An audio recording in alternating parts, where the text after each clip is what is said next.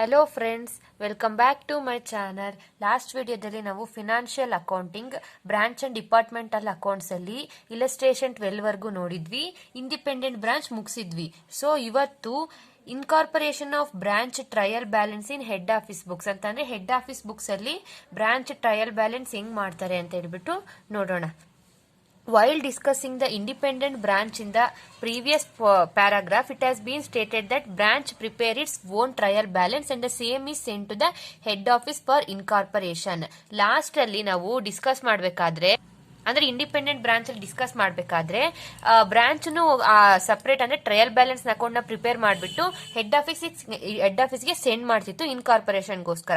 Naturally after receiving the trial balance from the branch, head office incorporated with its own accounts the same to prepare and ascertain the net result of the concern ಅಂತ ಅಂದ್ರೆ ನಲ್ಲಿ ಹೇಳ್ತಿದ್ವಿ. ಆಮೇಲೆ ನಾವು last ಅಲ್ಲಿ ಓದಿದ್ವಿ balance sheet ನ intra branch ಅಥವಾ ಇಂಟ್ರಾ ಹೆಡ್ ಆಫೀಸ್ ಅಕೌಂಟ್ಸ್ ಏನಾನ ಇದ್ರೆ ಅದನ್ನ ಎರಡು ಎಲಿಮಿನೇಟ್ ಮಾಡಿಬಿಟ್ಟು ಒಂದನ್ನೇ ಮರ್ಜ್ ಮಾಡಿಬಿಟ್ಟು ಬ್ಯಾಲೆನ್ಸ್ ಶೀಟ್ ಕ್ರಿಯೇಟ್ ಮಾಡ್ತಾರೆ ಅಂತ ಹೇಳ್ಬಿಟ್ಟು ಓದಿದ್ವಿ. ಸೊ ಅದೇ ತರ ಟ್ರಯಲ್ ಬ್ಯಾಲೆನ್ಸ್ ರಿಸೀವ್ ಮಾಡಿದ್ಮೇಲೆ ಹೆಡ್ ಆಫೀಸು ಓನ್ ಅಕೌಂಟ್ ನ ಪ್ರಿಪೇರ್ ಮಾಡುತ್ತೆ and ascertain net result of the concern ಅಂತಾನೆ net profit concern net profit ಎಷ್ಟಾಯ್ತು ಅಂತ ಹೇಳ್ಬಿಟ್ಟು ನೋಡಕ್ಕೋಸ್ಕರ ಅದನ್ನೇ ಸಪರೇಟ್ ಒಂದು ಅಕೌಂಟ್ ನ ಇನ್ಕಾರ್ಪೊರೇಟ್ ಮಾಡುತ್ತೆ. ಅದರಲ್ಲಿ 2 ಮೆಥಡ್ಸ್ ಇದಾವೆ. First method, all revenue items are passed through the branch trading and profit and loss account and profit or loss so made in the profit and loss account together with assets and liabilities are passed through the branch account for the purpose of preparing consolidated balance sheet in the books of head office. ಅಂದ್ರೆ branch trading and profit and loss account ಅಲ್ಲಿ revenue items ನೆಲ್ಲ pass ಮಾಡ್ತಾರೆ. ಅದಾದ್ಮೇಲೆ ಆ entries assets and liabilities ಜೊತೆಗೆ branch account ನಲ್ಲೂ entry ಮಾಡಿದ್ಮೇಲೆ ಒಂದು ಕನ್ಸಾಲಿಡೇಟ್ ಬ್ಯಾಲೆನ್ಸ್ ಶೀಟ್ ಅಂತ ಪ್ರಿಪೇರ್ ಮಾಡ್ತಾರೆ. ಸೊ ಫಸ್ಟ್ ಅದಕ್ಕೋಸ್ಕರ ಇನ್ಕಾರ್ಪೊರೇಷನ್ ಎಂಟ್ರೀಸ್ ನೋಡೋಣ. ಫಸ್ಟ್ ಇಲ್ಲಿ ಏನು ಹೇಳಿಲ್ಲ, first trading and profit and loss account ಅಲ್ಲಿ ರೆವೆನ್ಯೂ ಐಟಮ್ಸ್ ನೆಲ್ಲ ಆಡ್ ಮಾಡ್ತಾರೆ. ಅದಾದ್ಮೇಲೆ ಅದ್ರ ಜೊತೆಗೆ ಅಸೆಟ್ಸ್ ಅಂಡ್ ಲಯಬಿಲಿಟೀಸ್ ಸೇರಿ ಬ್ರಾಂಚ್ ಅಕೌಂಟ್ಸ್ ಅಲ್ಲಿ ಆಡ್ ಮಾಡ್ತಾರೆ. ಆಮೇಲೆ ಒಂದು ಬ್ಯಾಲೆನ್ಸ್ ಶೀಟ್ ಪ್ರಿಪೇರ್ ಮಾಡ್ತಾರೆ. ಅದು ಫಸ್ಟ್ ಮೆಥಡ್. ಫಸ್ಟ್ ಮೆಥಡ್ ಅಲ್ಲಿ ಎಂಟ್ರೀಸ್ ಏನಾಗುತ್ತೆ ಅಂದ್ರೆ for all revenue expenses related to the trading account, branch trading account debit to branch account ಅಂತಂದ್ರೆ ಮಾಮೂಲಿ ಇವಾಗ ನಾವು ಟ್ರೇಡಿಂಗ್ ಅಕೌಂಟ್ ಮಾಡ್ತೀವಿ ಅಂತ ಅಂದ್ರೆ ಓಪನಿಂಗ್ ಸ್ಟಾಕ್ ಪರ್ಚೇಸಸ್ ಬರುತ್ತೆ, ಈ ಕಡೆ ಸೇಲ್ಸ್ ಕ್ಲೋಸಿಂಗ್ ಸ್ಟಾಕ್ ಬರುತ್ತೆ, ಏನಾದ್ರು direct expenses wages it may be carried inward ಆ ತರದ್ ಏನಾದ್ರು ಬಂದ್ಬಿಟ್ಟು ಲಾಸ್ಟ್ ಗೆ ಪ್ರಾಫಿಟ್ ಬರುತ್ತೆ. ಸೊ ಈ ಕಡೆದೆಲ್ಲ ಅದಕ್ಕೋಸ್ಕರ branch trading account debit to branch account ಅಂತ ಅಂದ್ರೆ ಈ ಕಡೆ ಎಲ್ಲ ಬಂದಿರೋದು ಡೆಬಿಟ್ ಸೈಡ್ ಇರೋದು ನೋಡ್ರಿ. Opening stock purchase return inwards wages and other items appear ಇದೆ ಡೆಬಿಟ್ ಸೈಡ್. ಅದಕ್ಕೋಸ್ಕರ branch trading account debit to branch account. ಆಮೇಲೆ ಇದ್ರಲ್ಲಿ ಟ್ರೇಡಿಂಗ್ ಅಲ್ಲಿ ಇರೋದನ್ನೆಲ್ಲ ಬ್ರಾಂಚ್ ಅಕೌಂಟ್ ಟ್ರಾನ್ಸ್ಫರ್ ಮಾಡ್ತೀವಿ, ಇಲ್ಲಿ ಓದಿದ್ವಲ್ಲ.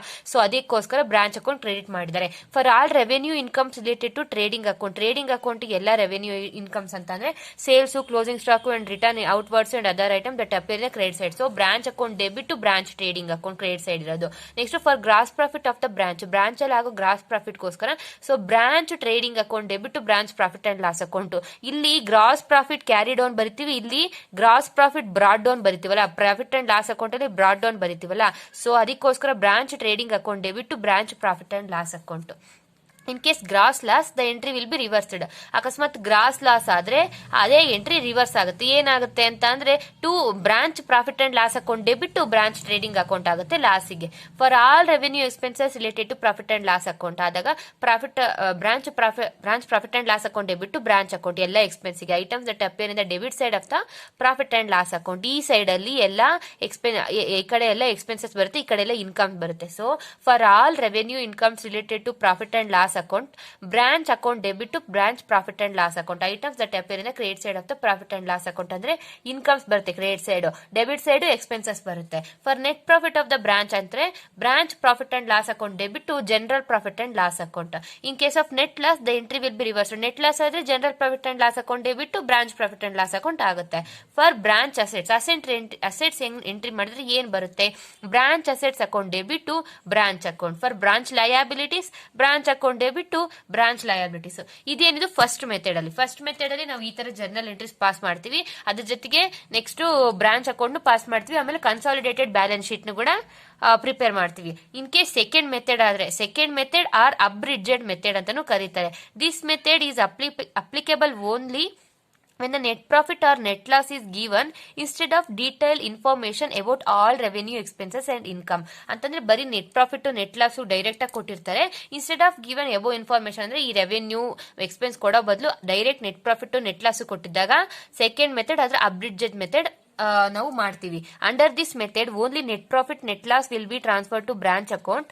Branch assets and branch liabilities will not appear in branch account and this branch account will show a balance ಅಂತ ಅಂದ್ರೆ ಇಲ್ಲಿ net profit net loss ಮಾತ್ರ branch account transfer ಮಾಡ್ತೀವಿ. ಅಸೆಟ್ಸ್ ಲಯಬಿಲಿಟಿ ಈ branch account ಅಲ್ಲಿ ತೋರಿಸಲ್ಲ.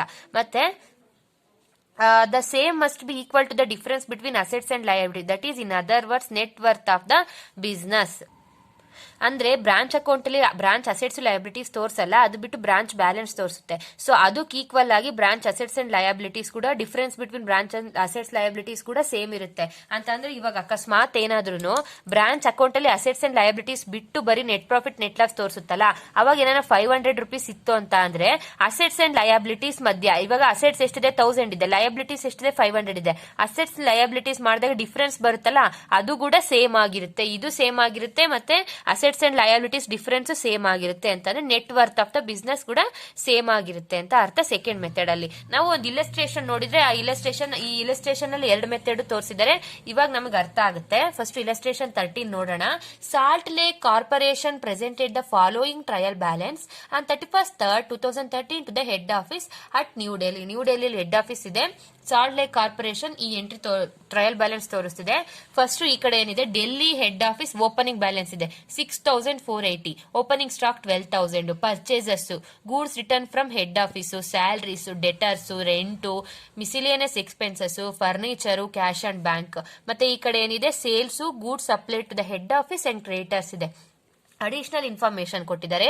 The branch account on head office books on 31st, 3, 2013 stood at 920 ಅಂತ ಅಂದ್ರೆ ನಮ್ಗೆ ನಾವು ಓದಿದ್ವಿ ಬ್ರಾಂಚ್ ಅಕೌಂಟ್ ಹೆಡ್ ಆಫೀಸ್ ಅಲ್ಲೂ ಒಂದು ಬ್ರಾಂಚ್ ಅಕೌಂಟ್ ನ ಪ್ರಿಪೇರ್ ಮಾಡ್ಕೊಂತಾರೆ. ಆ ಬ್ರಾಂಚ್ ಅಕೌಂಟ್ ಅಲ್ಲಿ ಡೆಬಿಟ್ ಸೈಡ್ 920 ರೂಪೀಸ್ ಇದೆ. ಆ ತರ next on 31st, 3, 2013 the head office forwarded goods to the value of 5000 to the branch which are received on 3rd July ಆಗಿದೆ. ಅಂದ್ರೆ 31st 3rd ಕಳಿಸಿರೋದು 3rd July receive ಆಗಿದೆ ಅಂತ ಅಂದ್ರೆ March ಅಲ್ಲಿ ಕಳಿಸಿರೋದು ಜುಲೈ ಅಲ್ಲಿ ರಿಸೀವ್ ಆಗಿದೆ. ಅಂದ್ರೆ ಏನಾಗಿತ್ತು ಮಧ್ಯದಲ್ಲಿ ಓದಿದ್ವಿ ಗೂಡ್ಸ್ ಇನ್ ಟ್ರಾನ್ಸಿಸ್ಟ್ ಅಲ್ಲಿ ಇದೆ, ಇಲ್ಲಿ ಗೂಡ್ಸ್ ಇನ್ ಟ್ರಾನ್ಸಿಸ್ಟ್ ಅಕೌಂಟ್ ಬರುತ್ತೆ. ಆ cash remittance of 2400 by branch on 29th March 2000 was received by the head office on 2nd April. ಇಲ್ಲಿ ಮಾರ್ಚ್ ಅಲ್ಲಿ ಸೆಂಡ್ ಮಾಡಿರೋದು ಏಪ್ರಿಲ್ ಬಂದಿದೆ, ಅದು ಕ್ಯಾಶ್. ಇಲ್ಲಿ ಏನಾಗಿದೆ ಕ್ಯಾಶ್ ಇನ್ ಟ್ರಾನ್ಸಿಸ್ಟ್ ಆಗಿದೆ. ಇಲ್ಲಿ ಗೂಡ್ಸ್ ಇನ್ ಟ್ರಾನ್ಸಿಸ್ಟ್, ಇಲ್ಲಿ ಕ್ಯಾಶ್ ಇನ್ ಟ್ರಾನ್ಸಿಸ್ಟ್. ಕ್ಲೋಸಿಂಗ್ ಸ್ಟಾಕ್ ಕೊಟ್ಟಿದ್ದಾರೆ 5400 rupees. Show the incorporation entries in the books of head office showing separate branch trading and profit and loss account and branch account and branch balance sheet. ಇವಾಗ journal entries ಮಾಡಬೇಕು, incorporation journal entries, ಮತ್ತೆ trading and profit and loss, ಮತ್ತೆ branch, ಮತ್ತೆ balance sheet 4 ಮಾಡಬೇಕು ನಾವು. ಇಲ್ಲಿ ಏನು ಅಂತಂದ್ರೆ ಫಸ್ಟ್ ಟ್ರೇಡಿಂಗ್ ಅಕೌಂಟ್ ಮಾಡ್ಕೊಂಡ್ಬಿಟ್ರೆ ನಾವು ಜರ್ನಲ್ ಎಂಟ್ರೀಸ್ ಮಾಡೋದು ಈಸಿ.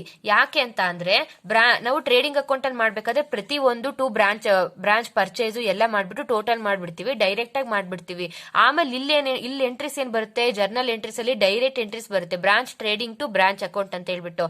ಅವಾಗ ಇಲ್ಲಿ ನೋಡ್ಕೊಂಡು ಅಲ್ಲಿ ಮಾಡ್ಬೋದು, ಈಸಿ ಆಗುತ್ತೆ. ಸೊ ಫಸ್ಟ್ ಟ್ರೇಡಿಂಗ್ ಅಕೌಂಟ್ ಅನ್ನ ಮಾಡ್ಕೋಬಹುದು, ಅಥವಾ ನಿಮ್ ಕನ್ವೀನಿಯನ್ಸ್ ನೀವು ಫಸ್ಟ್ ಜರ್ನಲ್ ಎಂಟ್ರೀಸೇ ಮಾಡ್ತೀವಿ ಅಂತಂದ್ರೆ ಓಕೆ, ಫಸ್ಟ್ ಟ್ರೇಡಿಂಗ್ ಅಕೌಂಟ್ ಮಾಡ್ತೀವಿ ಅಂದ್ರೂ ಓಕೆ, ನಿಮ್ ಕನ್ವೀನಿಯನ್ಸ್. ನಾನು ಫಸ್ಟ್ ಟ್ರೇಡಿಂಗ್ ಅಕೌಂಟ್ ಹೇಳ್ತೀನಿ ಇಲ್ಲಿ, ಆಮೇಲೆ ಜರ್ನಲ್ ಎಂಟ್ರೀಸ್ ಮಾಡಿದಾಗ ಆಮೇಲೆ ನೆಕ್ಸ್ಟ್ ಜರ್ನಲ್ ಎಂಟ್ರೀಸ್ ಆದ್ಮೇಲೆ ಬ್ರಾಂಚ್ ಅಕೌಂಟ್ ಮಾಡಿದ್ರೆ ಇನ್ನ ಈಸಿ ಆಗುತ್ತೆ. ಫಸ್ಟ್ ಟ್ರೇಡಿಂಗು, ಆಮೇಲೆ ಜರ್ನಲ್, ಆಮೇಲೆ ಬ್ರಾಂಚ್ ಲಾಸ್ಟಿಗೆ ಮಾಡಾದ್ಮೇಲೆ ಬ್ಯಾಲೆನ್ಸ್ ಶೀಟ್ ಮಾಡಿದ್ರೆ ಸರಿ ಹೋಗುತ್ತೆ. ಸೊ ಫಸ್ಟ್ ಟ್ರೇಡಿಂಗ್ ಹೇಳ್ತೀನಿ ನಾನು. First to branch account first opening stock ಕೊಟ್ಟಿದ್ದಾರೆ 12,000 ರೂಪೀಸ್. ಪರ್ಚೇಸ್ ಏನ್ ಕೊಟ್ಟಿದ್ರು 35,600.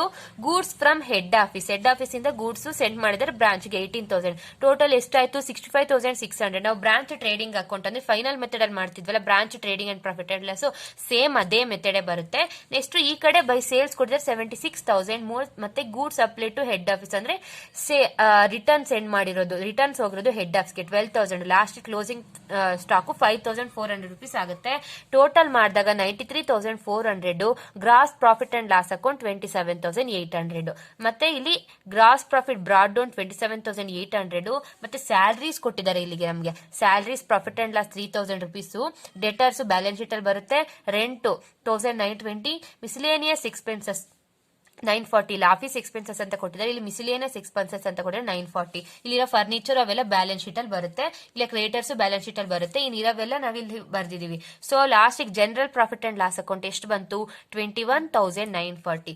ಟ್ರೇಡಿಂಗ್ ಅಕೌಂಟ್ ಆಯ್ತು. ಇವಾಗ ಇದ್ರಲ್ಲಿ ಜರ್ನಲ್ ಎಂಟ್ರೀಸ್ ಹೆಂಗ್ ಮಾಡೋದಂದ್ರೆ ಮಾಮೂಲಿ ನಾವು ಜರ್ನಲ್ ಮಾಡಿದ್ದು ಲೆಡ್ಜರಿಗೆ ಕನ್ವರ್ಟ್ ಮಾಡೋದು, ಲೆಡ್ಜರಿಗೆ ಮಾಡಿರೋದು ಜರ್ನಲಿಗೆ ಕನ್ವರ್ಟ್ ಮಾಡಿರೋದು ನಮಗೆ ಗೊತ್ತು. ಸೊ ಈಸಿ ಅದ್ರ ಪ್ರಕಾರ.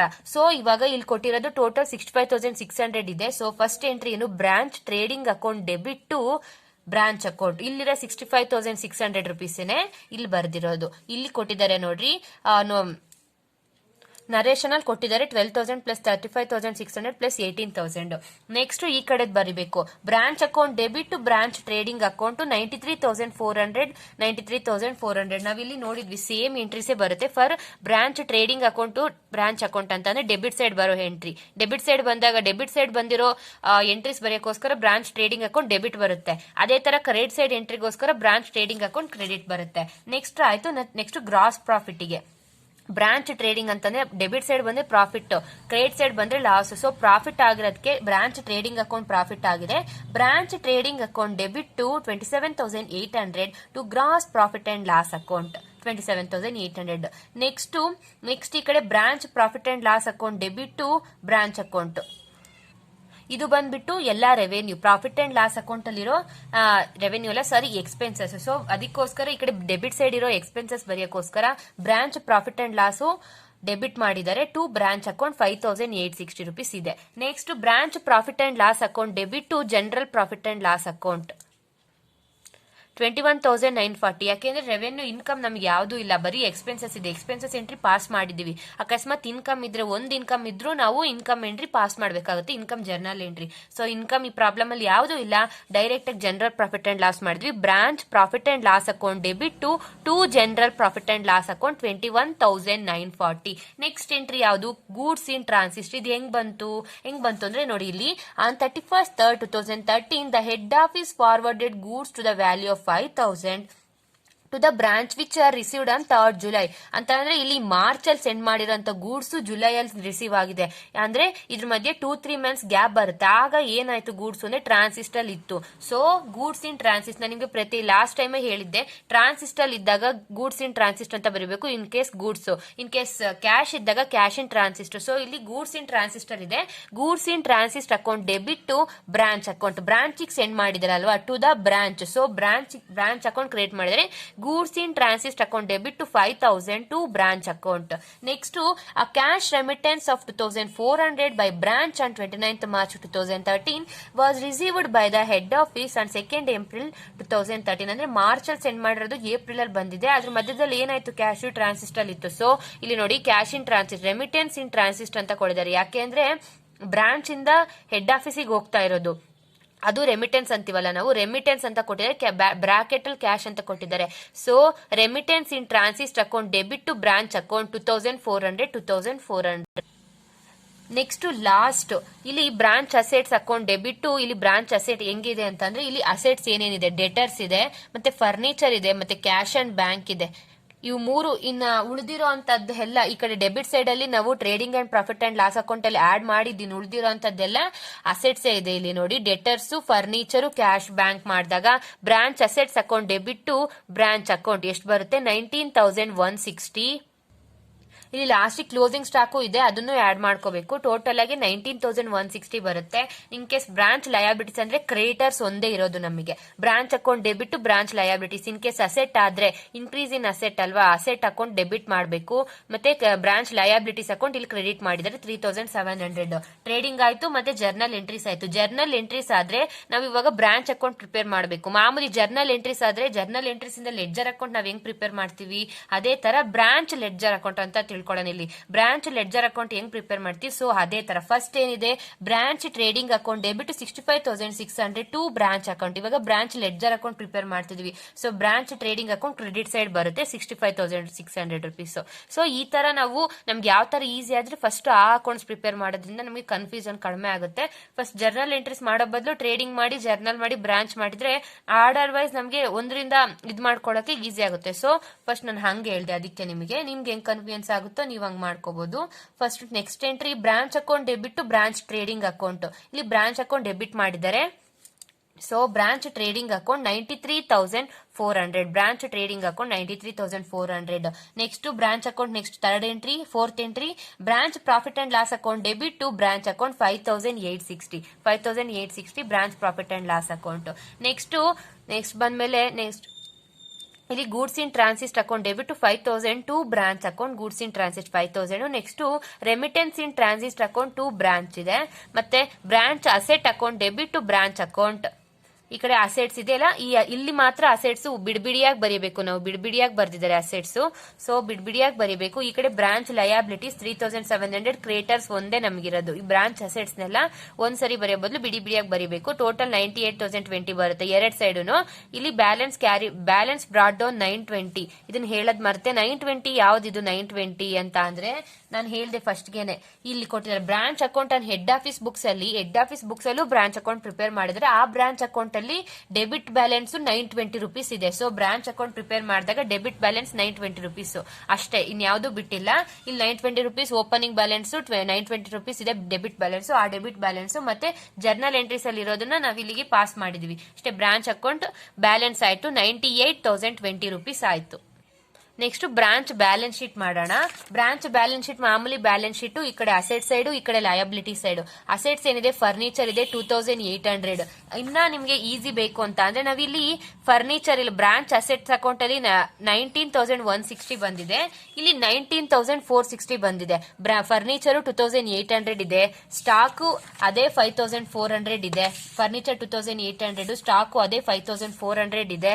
ನೆಕ್ಸ್ಟ್ ಡೆಟರ್ಸ್ 7,400 ಅದೇ ಇದೆ. ಕ್ಯಾಶ್ ಅಟ್ ಬ್ಯಾಂಕ್ 3,560 ರುಪೀಸ್ ಅದೇ ಇದೆ. ಸೊ ಟೋಟಲ್ 19,160 460 ಅಂತ ಆಗಿದೆ. ಇಲ್ಲಿ ಪ್ರಿಂಟ್ ಮಿಸ್ಟೇಕ್ ಆಗಿದೆ, 19,160. ಇಲ್ಲಿ ನೋಡಿ, ಇಲ್ಲಿ ಬ್ರಾಂಚ್ ಅಕೌಂಟ್ ಅಲ್ಲೇ ನಾವು ಮಾಡಿರ್ತೀವಿ, ಟೋಟಲ್ ಅವಾಗೆ ಮಾಡಿರ್ತೀವಿ 19,160 ಅದೇ ಬರುತ್ತೆ 19,160. ಈ ಕಡೆ ಏನಾಗುತ್ತೆ ಲಯಾಬಿಲಿಟಿ ಸೈಡ್ ಓಪನಿಂಗ್ ಬ್ಯಾಲೆನ್ಸ್ ಅಂತ ಅಂದ್ರೆ ನೋಡಿ, ಇಲ್ಲಿ ನಾವು ಫಸ್ಟ್ ಕ್ವಶನ್ ಓದ್ಬೇಕಾದ್ರೆ ಡೆಲ್ಲಿ ಹೆಡ್ ಆಫೀಸ್ ಅಲ್ಲಿ 6,480 ರುಪೀಸ್ ಇದೆ. ಇದು ಕ್ಯಾಪಿಟಲ್ ಅಂತ ಹೇಳ್ಬಿಟ್ಟು 6,480 ರುಪೀಸ್ ಓಪನಿಂಗ್ ಬ್ಯಾಲೆನ್ಸ್ ಇದೆ. ಈ ಕಡೆ ಲಯಾಬಿಲಿಟಿ ಸೈಡ್ ಅದು ಹಾಕೋಬೇಕು. Opening balance debit 6,480 minus net profit. Opening balance ಕೊಟ್ಟಿದ್ದಾರೆ, ಸೊ ನೆಟ್ ಪ್ರಾಫಿಟ್ ಮೈನಸ್ ಮಾಡಿರೋದು. ಇಲ್ಲಿ ಓಪನಿಂಗ್ ಬ್ಯಾಲೆನ್ಸ್ ಕೊಟ್ಟಿರೋದ್ರಿಂದ ನಾವು ನೆಟ್ ಪ್ರಾಫಿಟ್ ಮೈನಸ್ ಮಾಡ್ತೀವಿ. ಇನ್ ಕೇಸ್ ಕ್ಯಾಪಿಟಲ್ ಗಾದ್ರೆ ನೆಟ್ ಪ್ರಾಫಿಟ್ ಆಡ್ ಮಾಡಿಬಿಟ್ಟು ನೆಟ್ ಲಾಸ್ ಮೈನಸ್ ಮಾಡ್ತಿದ್ವಿ. ಇಲ್ಲಿ ಓಪನಿಂಗ್ ಬ್ಯಾಲೆನ್ಸ್ ಕೊಟ್ಟಿದ್ದಾರೆ, ಸೊ ನೆಟ್ ಪ್ರಾಫಿಟ್ ಮೈನಸ್ ಮಾಡಿದಾಗ ನಮಗೆ 15,460 ಬರುತ್ತೆ. ಮಾಮೂಲಿ ಕ್ರಿಯೇಟರ್ಸ್ ಅಕೌಂಟ್, ಕ್ರಿಯೇಟರ್ಸ್ ಲಯಾಬಿಲಿಟಿ 3,700 ಮಾಡಿದಾಗ 19,160. ಇದೇನು ಫಸ್ಟ್ ಮೆಥಡ್. ಇವಾಗ ಸೆಕೆಂಡ್ ಮೆಥಡ್ ಅಲ್ಲಿ ಏನೋದಿದ್ವಿ, ಆಲ್ ರೆವೆನ್ಯೂ ಮತ್ತೆ ಎಕ್ಸ್ಪೆನ್ಸಸ್ ಬರಲ್ಲ, ಡೈರೆಕ್ಟ್ ಆಗಿ ಅಸೆಟ್ಸ್ ಅಂಡ್ ಲಯಾಬಿಲಿಟಿ ಬರುತ್ತೆ. ಅಸೆಟ್ಸ್ ಅಂಡ್ ಲಯಾಬಿಲಿಟೀಸ್ ಡಿಫರೆನ್ಸ್ ಬಂದ್ಬಿಟ್ಟು ನೆಟ್ ವರ್ತ್ ಅಂತ ಹೇಳ್ಬಿಟ್ಟು ಓದಿದ್ವಿ. ಸೊ ಇಲ್ಲಿ ಅದೇ ಕೊಟ್ಟಿರೋದು ನೋಡಿ. Branch account opening balance 920, branch head office ಅಲ್ಲಿ ಓಪನ್ ಮಾಡಿರೋ ಬ್ರಾಂಚ್ ಅಕೌಂಟ್ ಅಲ್ಲಿ 920 ರುಪೀಸ್ ಬ್ಯಾಲೆನ್ಸ್ ಇದೆ, ಡೆಬಿಟ್ ಬ್ಯಾಲೆನ್ಸ್ ಅದು 920 ರುಪೀಸ್. ನೆಕ್ಸ್ಟ್ ಇಲ್ಲಿ ಗೂಡ್ಸ್ ಇನ್ ಟ್ರಾನ್ಸಿಸ್ಟ್ ಬಂದಿದೆ 5,400 ಮತ್ತೆ ಕ್ಯಾಶ್ ಇನ್ ಟ್ರಾನ್ಸಿಸ್ಟ್ 2,400 ಅಷ್ಟೇ ಬಂದಿರೋದು. Next branch profit and loss account, direct profit and loss account ಬರಿತೀವಿ ಅಂತ ಹೇಳ್ಬಿಟ್ಟು ಓದಿದ್ವಿ. So branch profit and loss account 21,940 rupees ಇಲ್ಲಿದೆ ಅಲ್ವಾ. General profit and loss account profit ಅಲ್ಲಿ ಬಂದಿರೋದು 21,940 ಬಂದಾಗ ಇಲ್ಲಿ ಬ್ಯಾಲೆನ್ಸ್ ಕ್ಯಾರಿಡ್ ಆನ್ 15,460 ಹೆಂಗ್ ಬಂತು ನೋಡಿ. ಇಲ್ಲಿ ಅಸೆಟ್ಸ್ ಮೈನಸ್ ಲಯಾಬಿಲಿಟೀಸ್ ಮಾಡಿದಾಗ 15,460 ಸೇಮ್ ಬ್ಯಾಲೆನ್ಸ್. ಬ್ರಾಂಚ್ ಅಕೌಂಟ್ ಅಲ್ಲಿ ಬರೋ ಬ್ಯಾಲೆನ್ಸ್ ಮತ್ತೆ assets and liabilities difference same ಬರುತ್ತೆ ಅಂತ ಹೇಳ್ಬಿಟ್ಟು ನಾವು ಅಬ್ರಿಡ್ಜೆಡ್ ಮೆಥಡ್ ಅಲ್ಲಿ ಓದಿದ್ವಿ. ಇಲ್ಲಿ ನೋಡಿ ಓದಿದೀವಿ ನಾವಿಲ್ಲಿ, the same must be equal to the difference between assets and liabilities that is net worth of balance. ಅದೇ ಇಲ್ಲಿ ಬರುತ್ತೆ, ಅದೇ ಇಲ್ಲಿ ಕೊಟ್ಟಿರೋದು ಅದೇ ಬರುತ್ತೆ 15,460 ಅಷ್ಟೇ ಇಲ್ಲಿ ಬರಿಬೇಕಾಗಿರೋದು. First opening balance trading account ಅಲ್ಲಿ, next goods in transit, cash in transit, ಆಮೇಲೆ 21,940 ಓಪನಿಂಗ್ ಬ್ಯಾಲೆನ್ಸ್ ಹಿಂಗಾದ್ರೂ ಬರುತ್ತೆ ಹಿಂಗಾದ್ರೂ ಬರುತ್ತೆ. ಟೋಟಲ್ 22,860. ಇದೇನಾಯ್ತು ನಮಗೆ ಇನ್ಕಾರ್ಪೊರೇಷನ್ ಎಂಟ್ರೀಸ್ ಆಯ್ತು. ಅದು ಹೆಡ್ ಆಫೀಸ್ ಬುಕ್ ಅಲ್ಲಿ. ಇಷ್ಟೊತ್ತು ನಾವು ಇಲ್ಲಸ್ಟ್ರೇಷನ್ ಮಾಡಿದ್ವಲ್ಲ, ಹೆಡ್ ಆಫೀಸ್ ಬುಕ್ಸ್ ಅಲ್ಲಿ ಇನ್ಕಾರ್ಪೊರೇಷನ್ ಎಂಟ್ರೀಸ್ ಅಂತಂದ್ರೆ ಲಾಸ್ಟಿಗೆ ಎಂಟ್ರೀಸ್ ಏನ್ ಮಾಡ್ಬೇಕು ಅಂತ ಹೇಳ್ಬಿಟ್ಟು ಹೆಡ್ ಆಫೀಸ್ ಬುಕ್ ಅಲ್ಲಿ ಓದಿದ್ವಿ. ನೆಕ್ಸ್ಟ್ ಏನ್ ಓದ್ತೀವಿ, ಬ್ರಾಂಚ್ ಬುಕ್ಸ್ ಅಲ್ಲಿ. ಬ್ರಾಂಚ್ ಬುಕ್ಸ್ ಅಲ್ಲಿ ಕ್ಲೋಸಿಂಗ್ ಹೆಂಗ್ ಮಾಡ್ತೀವಿ, ಬ್ರಾಂಚ್ ಬುಕ್ಸ್ ಅಲ್ಲಿ ಇನ್ಕಾರ್ಪೊರೇಷನ್ ಅನ್ಬೋದು. ಇನ್ಕಾರ್ಪೊರೇಷನ್ ಹೆಂಗ್ ಮಾಡಿದ್ವಿ ಅಂತ ಓದ್ತೀವಿ. ಫಸ್ಟ್ ಈ ಇಲಸ್ಟ್ರೇಷನ್ ಇಷ್ಟೇ, ಏನಿಲ್ಲ. ಫಸ್ಟ್ ಟ್ರೇಡಿಂಗ್ ಅಕೌಂಟ್ ಪ್ರಿಪೇರ್ ಮಾಡ್ಬಿಟ್ಟು ಆಮೇಲೆ ಜರ್ನಲ್ ಎಂಟ್ರೀಸ್, ಆಮೇಲೆ ಬ್ರಾಂಚ್ ಅಕೌಂಟ್, ಆಮೇಲೆ ಬ್ಯಾಲೆನ್ಸ್ ಶೀಟ್. ಇನ್ ಕೇಸ್ ಅವ್ರ ಸೆಕೆಂಡ್ ಮೆಥಡ್ ಎರಡೂ ಮಾಡಿ ಅಂತ ಕೇಳಿದ್ರೆ ಸೆಕೆಂಡ್ ಮೆಥಡ್ ಮಾಡ್ಬೇಕು, ಇಲ್ಲಾಂದ್ರೆ ಏನಿಲ್ಲ, ಈಸಿ ಮಾಮೂಲಿ. ಇದ್ರಲ್ಲಿ ಹೊಸದೇನಿಲ್ಲ, ಮಾಮೂಲಿ ಟ್ರೇಡಿಂಗ್, ಮಾಮೂಲಿ branch journal entries, branch balance sheet. Journal entries pass ಮಾಡಕ್ ಮಾತ್ರ ಇಲ್ಲಿ ಇನ್ಕಾರ್ಪೊರೇಷನ್ ಎಂಟ್ರೀಸ್ ಓದ್ಕೋಬೇಕು.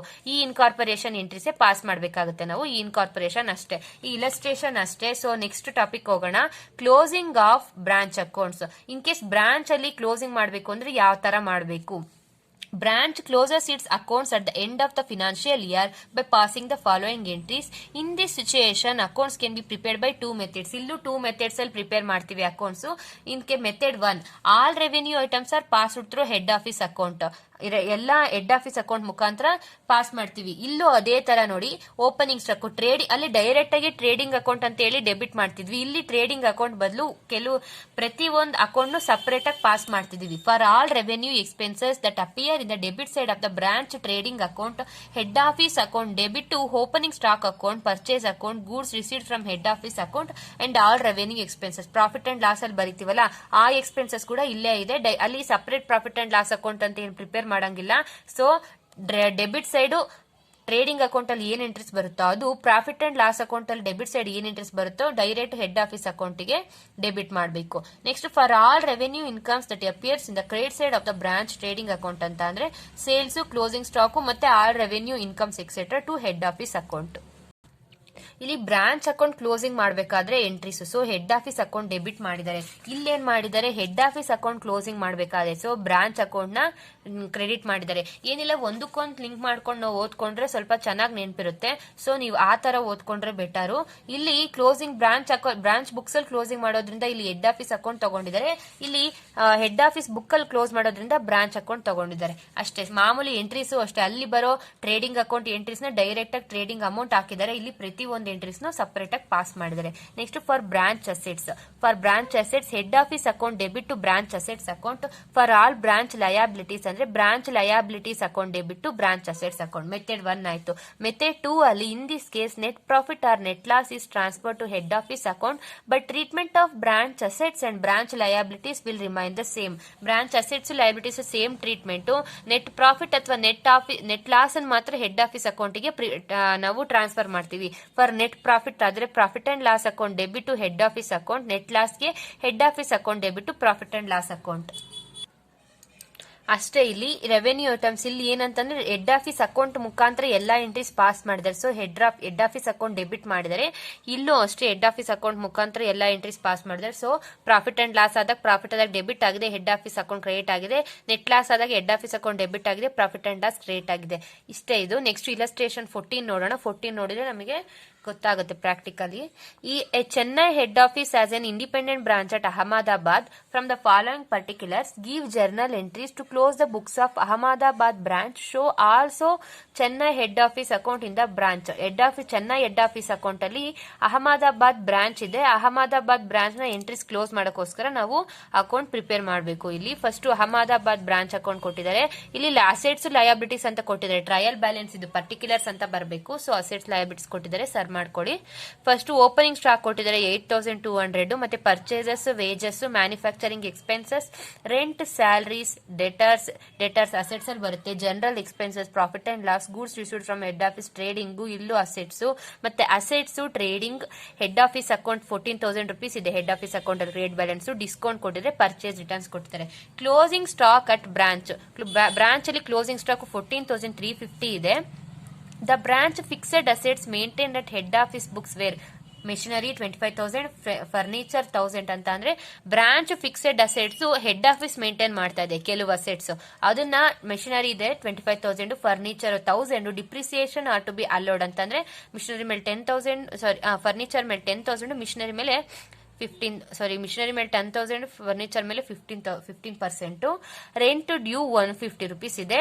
ಆ remittance of 4,000 made by the branch and 29th December 2013 were received by the head office on 4th January ಅಂತ ಅಂದ್ರೆ ಇಲ್ಲಿ ಡಿಸೆಂಬರ್ ಅಲ್ಲಿ ಮಾಡಿರೋದು ಜನವರಿ ರಿಸೀವ್ ಆಗಿದೆ. ಮಧ್ಯದಲ್ಲಿ ಏನಾಗಿದೆ, ಕ್ಯಾಶ್ ಟ್ರಾನ್ಸಿಸ್ಟರ್ ಇದೆ. ಸೊ ಟ್ರಾನ್ಸಿಸ್ಟ್ ಎಂಟ್ರಿ ಬರುತ್ತೆ ಇಲ್ಲಿ.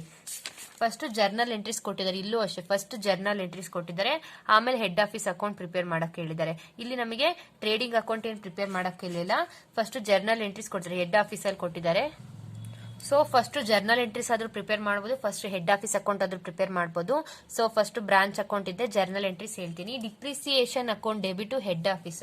ಫಸ್ಟ್ ಡಿಪ್ರಿಸಿಯೇಷನ್ ಅಡಿಷನಲ್ ಇನ್ಫಾರ್ಮೇಶನ್ ಅಲ್ಲಿ ಇರೋ ಎಂಟ್ರೀಸ್ ನ ಫಸ್ಟ್ ಪಾಸ್ ಮಾಡೋಣ. ಫಸ್ಟ್ ಡಿಪ್ರಿಸಿಯೇಷನ್ ಕೊಟ್ಟಿದ್ದಾರೆ ಮಿಷನರಿಗೆ 10%, 25,000 ಇದೆ. 10% ಅಂದ್ರೆ 2,500 rupees ಆಗುತ್ತೆ. ಸೊ 2000 ಇಲ್ಲಿ 25,000 ಇದೆ. 10% ಅಂತ ಅಂದ್ರೆ 2,500 rupees ಆಗುತ್ತೆ.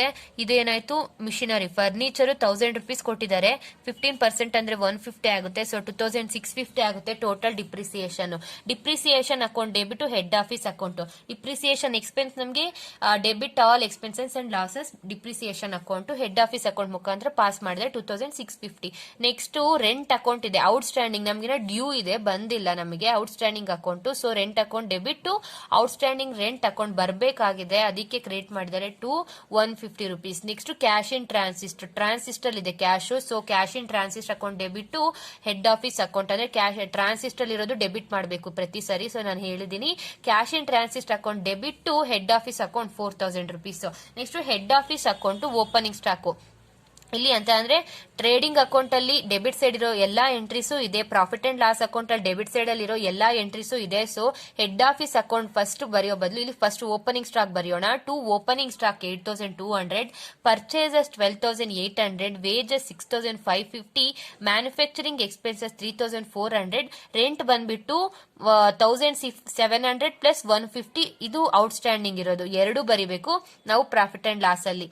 So 1,850, salaries 5,500, general expenses 2,000, goods received from head office ಇಂದ ಗೂಡ್ಸ್ ರಿಸೀವ್ ಆಗಿರುವಂತದ್ದು 7,200 ಮತ್ತೆ ಡಿಪ್ರಿಸಿಯೇಷನ್ 2,650. ಟೋಟಲ್ ಮಾಡಿದಾಗ 50,150 ಬರುತ್ತೆ.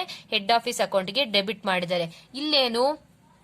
ಇಲ್ಲಿ ಟ್ರೇಡಿಂಗ್ ಅಕೌಂಟ್ ಅಲ್ಲಿ ಕ್ರೆಡಿಟ್ ಸೈಡ್ ಬಂದಿರೋದು ಮತ್ತೆ ಪ್ರಾಫಿಟ್ ಅಂಡ್ ಲಾಸ್ ಅಕೌಂಟ್ ಅಲ್ಲಿ ಕ್ರೆಡಿಟ್ ಸೈಡ್ ಬಂದಿರೋದು. Discount account debit 150, sales account debit 34,950, purchase returns 300, closing stock 14,350 ಇದೆ. ಹೆಡ್ ಆಫೀಸ್ ಕ್ರಿಯೇಟ್ ಮಾಡಿದ್ರೆ ಟೋಟಲ್ 49,750. ಇಲ್ಲಿ ಏನು ಅಂತ ಅಂದ್ರೆ ಇಲ್ಲಿ ಬ್ಯಾಲೆನ್ಸ್ ಶೀಟ್ ಗೆ ಸಂಬಂಧಪಟ್ಟಿರೋದು.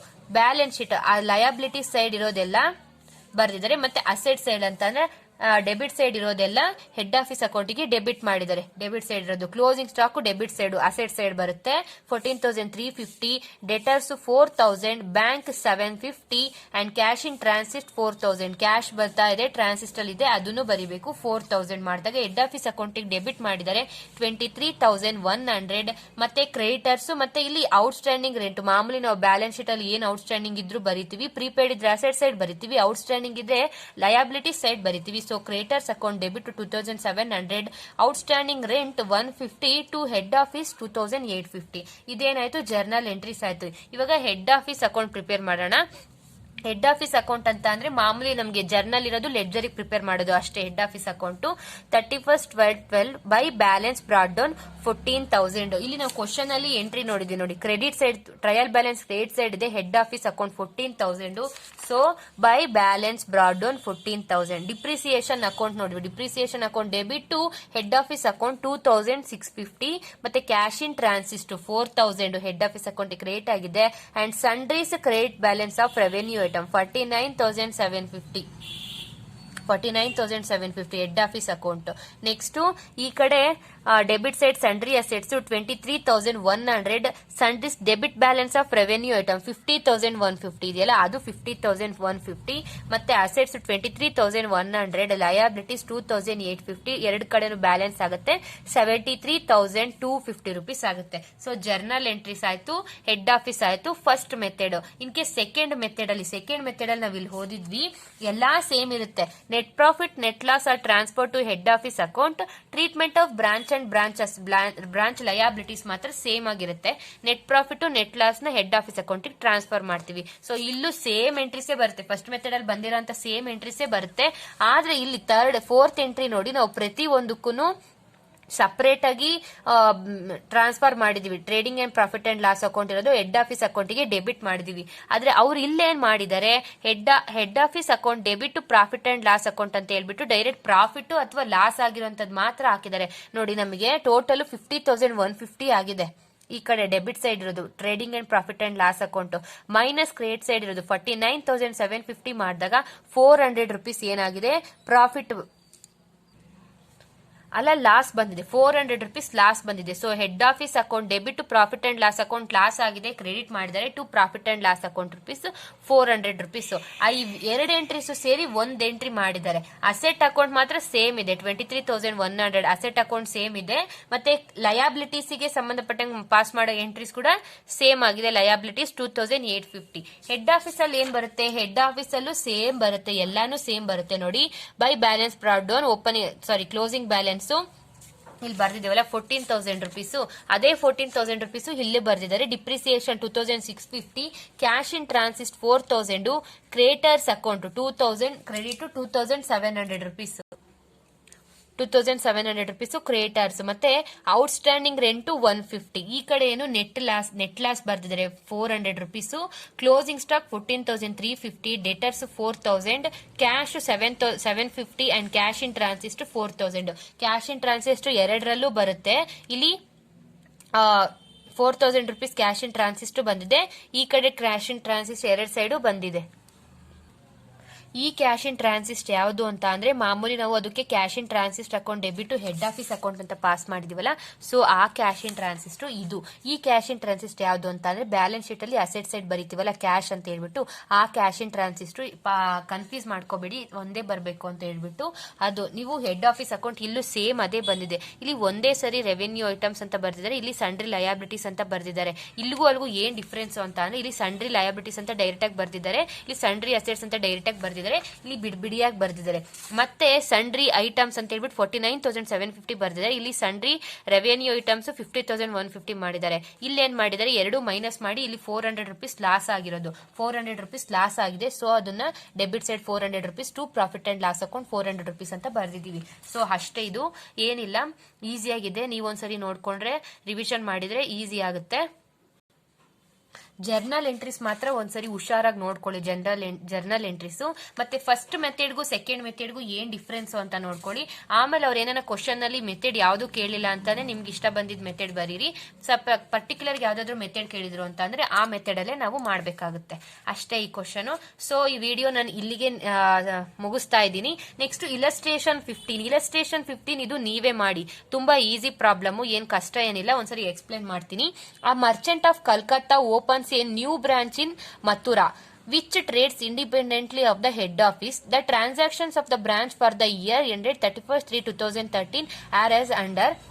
ಇದು ಮಥುರಾ ಬ್ರಾಂಚ್ ಬಂದ್ಬಿಟ್ಟು ಕೋಲ್ಕತ್ತಾವನು ಮಥುರಾದಲ್ಲಿ ಒಂದು ಬ್ರಾಂಚ್ ಓಪನ್ ಮಾಡಿದಾನೆ, ಅದು independent branch.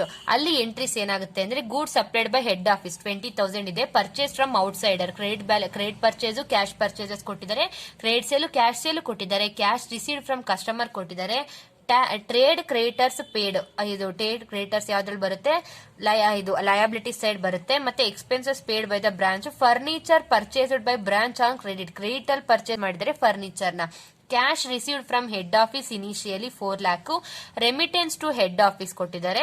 Next prepare trading and profit and loss account, balance sheet, head office account in the books of branch. ಇದು ಯಾವುದು ಅಂತ ಅಂದ್ರೆ ಫಸ್ಟ್ ನಾನು ಇನ್ಕಾರ್ಪೊರೇಷನ್ ಎಂಟ್ರೀಸ್ ಮಾಡಿಸಿದ್ನಲ್ಲ ಫಸ್ಟ್ ಹೆಡ್ ಆಫೀಸ್ ಅಕೌಂಟ್ ಅಲ್ಲಿ, ಆ ತರ ಮಾಡಬೇಕು ಇದನ್ನ.